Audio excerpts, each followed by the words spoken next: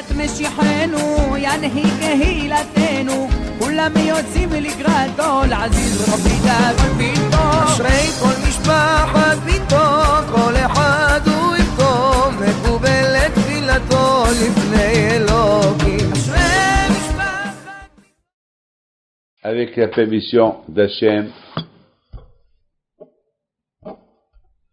que le bon Dieu vous protège, il vous donne bracha v'atzlacha v'et Hachem. Hier, vous avez écouté l'histoire du bébé, le bébé qui s'est noyé. Ah ben, Raboté, aujourd'hui, vous allez écouter quelque chose d'autre. On est pendant le mois de Elul. Vous savez, le mois de Elul, c'est le mois de Teshuvah. Et c'est dur de se lever au slihot. Il y a des gens qui font les slihot la veille, pendant la journée, le matin tôt, à 5 heures du matin. Ce que je vais vous raconter, c'est ce qui s'est passé à Marseille. J'étais à Marseille, je recevais les gens. À cette époque, j'avais avec moi un qui s'appelle Léo Haddad, que le beau Dieu lui envoie une fois chez les mains. C'est lui qui m'accompagne à gauche et à droite. Et on était chez la famille Sion Marciano. Je reçois les gens, 2 jours défilés. Je crois que c'était après la Elula qu'on fait à Marseille. Donc il y avait 2 jours, un monde fou qui voulait me voir. Donc je suis resté 2 jours à Marseille. Et on a quitté vers 1 heure du matin. On arrive à Lyon, à Villeurbanne. J'ai été crevé, fatigué. On est arrivé vers 4 heures, 5 heures du matin. Léon Haddad, il me dit, Rabbi David, on fait quoi? Je viens te chercher pour la prière. Demain, c'est jeudi, pour le Sefer Torah. Je lui dis, attends, toi, tu as fait que dormir. Ça fait 2 jours que tu dors, tu te reposes. Moi, ça fait 2 jours que je reçois les gens. Je ne sais pas. Il me dit, Rabbi David, de toute façon, moi je viens, je tape à la porte. Tu es réveillé, je t'accompagne à la yeshiva.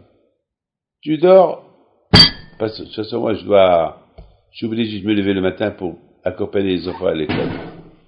Je dis, bon,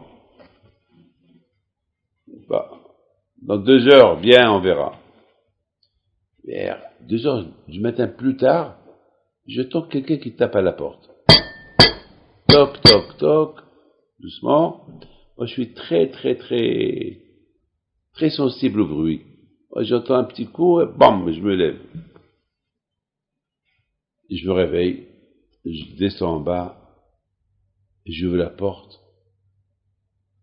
et je le regarde. J'étais à moitié endormi, et je parle pas. Il me regarde, il fait un petit sourire. Moi, je souris pas. J'étais en colère. Pourquoi il veut me réveiller? J'aurais préféré qu'il ne vienne pas. Mais il est là. Il me pose la question. Je vous attends, vous allez vous habiller. Il y a encore un quart d'heure. Je m'en vais, je vous laisse. Et je le regarde. Je le fixe. Il me regarde. Et j'étais sérieux avec lui. Mais il avait honte de moi, il ne savait pas quoi faire, il ne savait pas comment se tenir. Mais pendant ce mois, je pensais à quelque chose. À quoi? Je disais, à cette époque, il y avait encore Edmond Safra, Alav Shalom, il était encore vivant. Je commençais à penser à lui. Et si on vient me dire, il y a Edmond Safra qui m'attend à la yeshiva, il veut me voir, j'aurais fait quoi? Bien sûr que même si je suis crevé, je vais aller le voir. Pourquoi passer Edmond Safra? Et non seulement cela, il se peut qu'il va me donner un don pour la yeshiva, il se peut qu'il va rien me donner. Mais malgré tout, par rapport à ce qu'il est, je vais le voir. Alors je me suis dit, pour lui, je vais aller le voir, et pour Hachem, je ne vais pas. Hachem, que c'est du sûr qu'il me donne. Hachem, il me donne la santé, il me réveille, il me donne de quoi s'habiller, Il m'a donné une femme, il m'a donné des enfants, il me donne de la santé, et je voyage bien, et pour Hachem il manque rien, et pour lui je vais pas. Ça m'a donné une force. J'ai fait un gros sourire à le Haddad. Il me dit, ça va? Je lui dis, maintenant ça va. Je m'habille en 2 minutes, je vais à la synagogue, et j'étais heureux. Mes amis, je voudrais vous dire une chose. Lorsqu'on fait mitzvah, jamais on regrette. Au départ, avant de faire la mitzvah, on hésite, je la fais pas, mais une fois qu'on l'a fait, on ne regrette pas pourquoi on l'a fait. Une fois qu'on s'est réveillé le matin tôt pour aller à la prière, on ne regrette pas pourquoi on s'est levé. Mais par contre, lorsque on a une tendance de faire une avera, je la fais pas, et à la fin, je l'ai pas fait, on est heureux qu'on l'a pas fait. On ne regrette pas pourquoi on l'a pas fait. Et si on l'a fait, on regrette pourquoi on l'a fait. C'est une mitzvah, jamais on regrette pourquoi on l'a fait. Et si on l'a fait pas, on va regretter pourquoi on l'a pas fait. Mais une abera, on va regretter pourquoi on l'a fait, et on va pas être content pourquoi on l'a fait. Voilà la bataille, la différence. Donc, mes amis, le Sahara, le Satan est très très fort. Le Satan est très très fort. Il faut savoir comment. Moi, toujours, lorsque j'ai un problème, c'est quelqu'un qui m'a posé il y a une question, il m'a dit, Rabbi David, j'ai pas la volonté pour me réveiller le matin à la synagogue.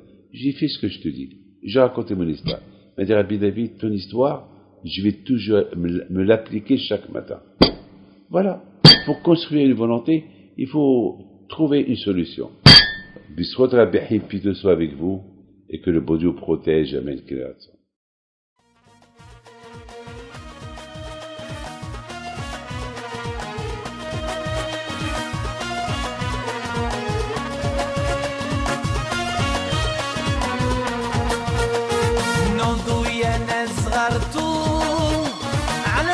حي بنتو وقف لنا زي خوتو يا وز خوت